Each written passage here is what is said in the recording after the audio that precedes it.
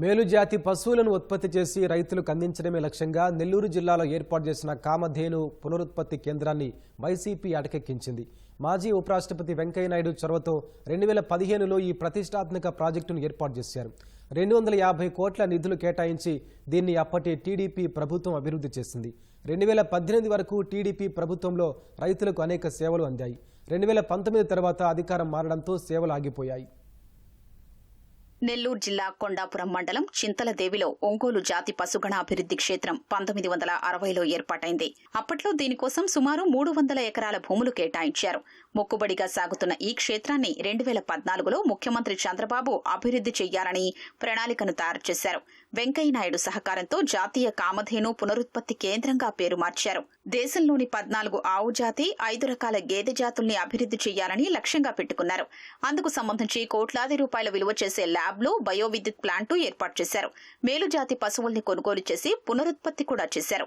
తర్వాత వైసీపీ అధికారంలోకి రావడంతో రైతుల కోసం చేసిన అభివృద్ధంతా నీరుగారిపోయింది. క్షేత్రానికి విద్యుత్ అందించే బయో ప్లాంటు మూలన పడింది. ల్యాబ్లో కుంగిపోయాయి. షెడ్ల పేరుతో నిధులు భారీగా స్వాహా చేశారు. టీడీపీ ప్రభుత్వంలో రాళ్లపాడు నుంచి పైప్లైన్ ద్వారా నీటిని సరఫరా చేసేందుకు 2 చెరువుల్ని తవ్వించారు. దీనికోసం 10 కోట్లు ఖర్చు చేశారు. వైసీపీ ప్రభుత్వం రావడంతో మధ్యలోనే ఆగిపోయింది. దీంతో పశువులకు తాగునీటి సమస్య తీవ్రంగా మారింది. గతంలో చింతలదేవి కామధేను ప్రాజెక్ట్ తెలుగుదేశం గవర్నమెంట్లో ఎంతో ప్రతిష్టాత్మకంగా తీసుకొని అభివృద్ధి బాగా చేశారు. గత 5 ఏళ్ల పాలనలో అది ప్రభుత్వం వైసీపీ గవర్నమెంట్లో దాన్ని దుర్వినియోగం జరిగింది. అక్కడ ఉన్న పశువులకి మేత కోసం, నీళ్ల కోసం 2 చెరువులు తవ్విచ్చేసి నీళ్లు ఏర్పాటు చేయడం ప్రభుత్వంలో. కానీ ఇప్పుడు అవన్నీ అంధకార పరిస్థితుల్లో ఏర్పడిపోయినాయి. కామధేను ప్రాజెక్టు గురించి గత ప్రభుత్వం మేము టీడీపీ గవర్నమెంట్లో చేసిన అభివృద్ధి పనులు కానీ గత ప్రభుత్వంలో దాని గురించి ఏమి పట్టించుకోకుండా ఏమి చేయకుండా దాన్ని ఆ ప్రాజెక్ట్ని కామధేను ప్రాజెక్ట్ని నిర్వీర్యం చేశారు. బయోగ్యాస్ దాన్ని తయారు చేయాలని ఉంది, కానీ బయోగ్యాస్ నిర్వీర్యం చేశారు. చీకట్లో ఉంటున్నారు వాళ్ళు కూడా, అక్కడ ఉన్న సిబ్బంది కూడా, డాక్టర్లు కానీ వాళ్ళందరూ కూడా. కామధేను ప్రాజెక్టులో సుమారు 50 మంది వివిధ రకాల ఉద్యోగులు, శాస్త్రవేత్తలు పనిచేస్తూ వచ్చారు. పనిచేసే ఉద్యోగుల్ని అక్కడి నుంచి మార్చేశారు.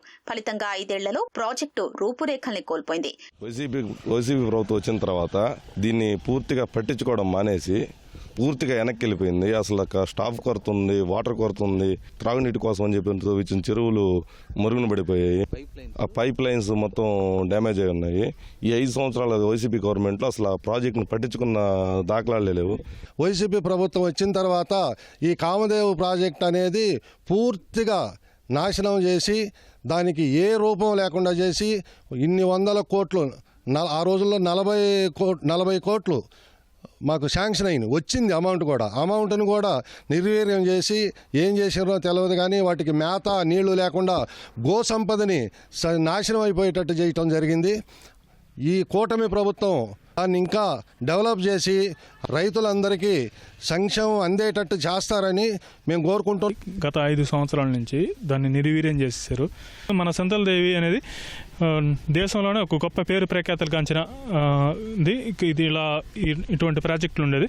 దాన్ని ముందుకు తీసుకొని పోవాలని చెప్పి అభ్యర్థిస్తున్నాం ప్రభుత్వం. గత ప్రభుత్వ నిర్లక్ష్యాన్ని సరిచేసి ప్రాజెక్టును మళ్లీ తమకు అందుబాటులోకి తీసుకురావాలని రైతులు కోరుతున్నారు.